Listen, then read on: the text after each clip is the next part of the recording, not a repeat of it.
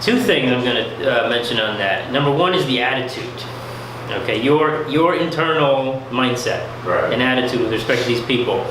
Now, the best way to engage with a group, really the only way, is to have a positive attitude.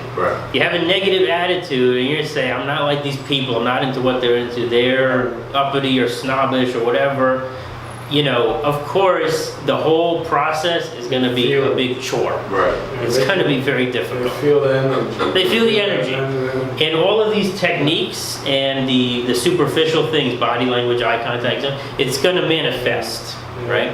So that's kind of a long-term process, but that's a big thing that I work on with all of my clients is mindset. Because in the long run, all of your results in your career come from your mindset, fundamentally, right?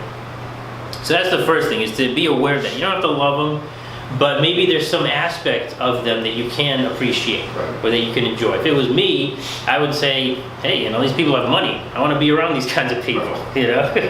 That's my attitude. So I'm taking an opportunistic, kind of pragmatic mindset with it. And then the second thing is keeping up, right? Keeping up with the vibe. So in terms of the substance of that particular topic, maybe you don't know anything about monograms or whatever, but treat it as a learning opportunity, right? That's how I would do it. If I knew nothing about what's going on, I would listen to everybody talking. I would be nodding my head. I'd be engaged. Oh, that's interesting. I didn't know about that, right? And people don't really mind if a group member is not completely versed in what's happening, right? What they do mind is if someone is kind of taking energy away. They're bringing the energy down. They're not very enthusiastic. They're not very positive. They don't need you to be an expert. So if you're not an expert, you don't know really what's going on, have an open mind. Treat it like a learning experience and say to yourself, oh, let me ask some interesting questions. I want to learn what's going on here, right? So it's a positive kind of open-minded attitude, and people love that. When you're engaged and you're showing enthusiasm, imagine like a 10-year-old kid who doesn't know anything about, you know, getting a job or whatever, right? Among a group of adults, if that kid is energized and enthusiastic and he's asking interesting questions, those adults will actually love hanging out with him.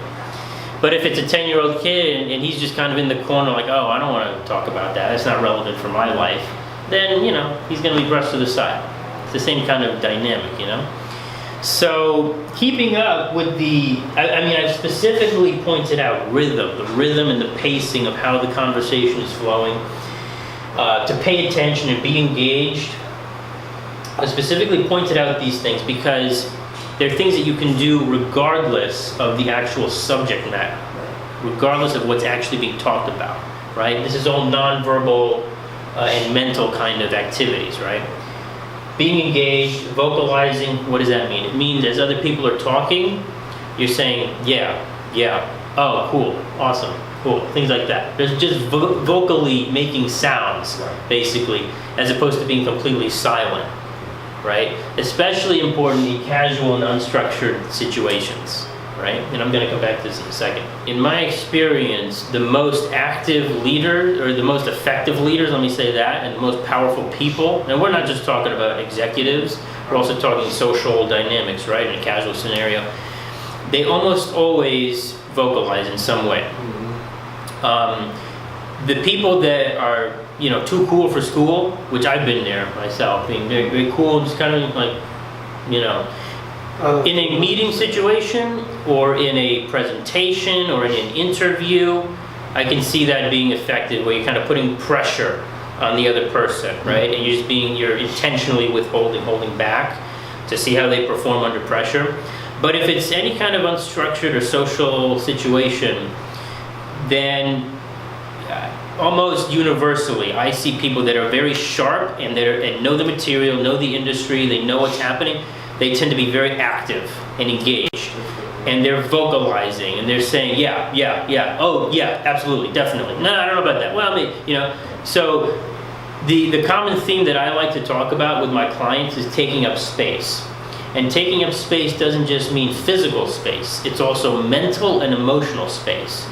So if I'm kind of engaging in a conversation with the three of you, and I'm saying, yeah, oh, okay, yeah, things like that, not only am I showing enthusiasm and energy, but of all the words that are being spoken, a certain percentage are coming from me, right? So I'm taking up space in that conversation. It's conversational space.